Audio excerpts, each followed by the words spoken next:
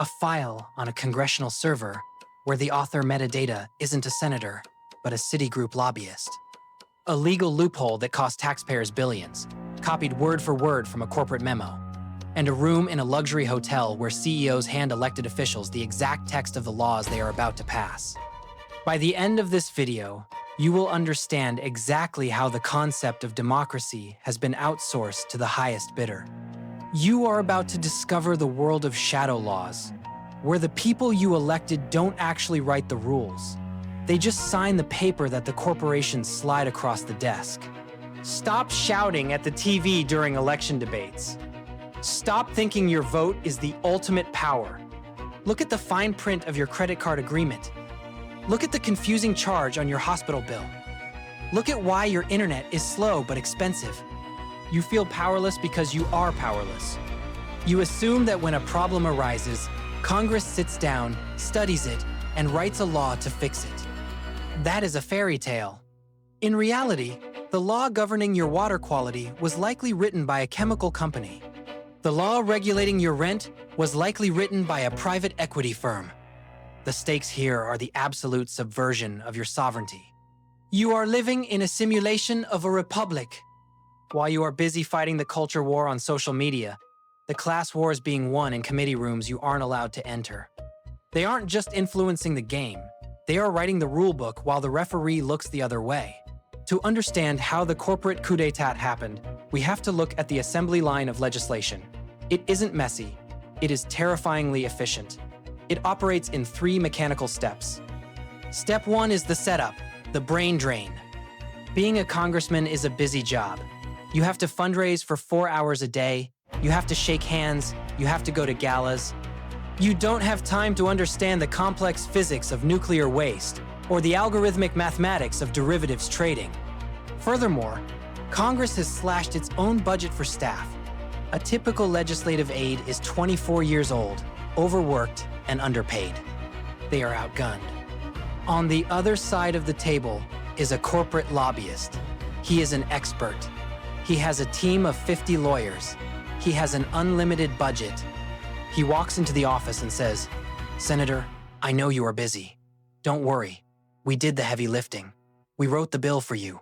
It's technical, but it's good for the economy." The senator, exhausted and ignorant, takes the paper. It is the path of least resistance.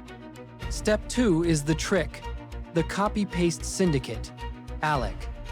This is the industrial scale of the operation. It is called ALEC, the American Legislative Exchange Council. It sounds like a boring government agency. It is actually a private club. Corporations pay huge fees to join. State legislators are invited to join. They meet at fancy resorts. There, the corporations hand out model legislation. These are pre-written laws with blank spaces for the state name. The insert state here, Environmental Protection Act. The legislator takes this model bill, goes back to his state capital, and introduces it as his own idea. This is why you suddenly see the exact same anti-union law pop up in Arkansas, Florida, and Ohio on the same week. It isn't a coincidence. It is a franchise. They are franchising bad laws like McDonald's franchises hamburgers. Step 3 is the proof. You want the smoking gun? Let's look at October 2013. The U.S. House of Representatives was debating a complex bill to roll back banking regulations, specifically Section 716 of the Dodd-Frank Act. It was a huge win for Wall Street. The New York Times got a hold of the draft legislation. They compared it to a document written by lobbyists for Citigroup. It wasn't just similar. 70 lines of the 85-line bill were copied word for word. 2 crucial paragraphs were identical. Think about the arrogance of that. Citigroup didn't just suggest an idea. They literally took the pen out of the lawmaker's hand and wrote their own permission slip to gamble with your money. The congressman who introduced it, Kevin Yoder, admitted the bill was technical. Translation: he didn't write it. The bank did. So, what is the return on investment? This is the wealth transfer. Lobbying is not an expense.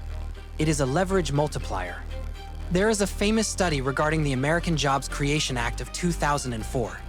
Corporations lobbied for a tax holiday to bring overseas cash back to the US at a discount rate. For every $1 they spent on lobbying, they received $220 in tax breaks. That is a 22,000% return. You cannot get that return in the stock market. You cannot get that return in real estate. Buying a law is the most profitable business move in the history of capitalism.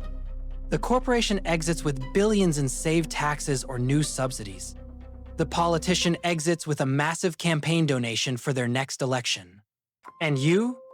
You exit with a deeper national debt and a legal system that has been weaponized against your interests. Abraham Lincoln spoke of a government of the people, by the people, for the people. We have updated the software. We now have a government of the corporation, by the lobbyist, for the shareholder. The people sitting in the Capitol building are not the architects of our society.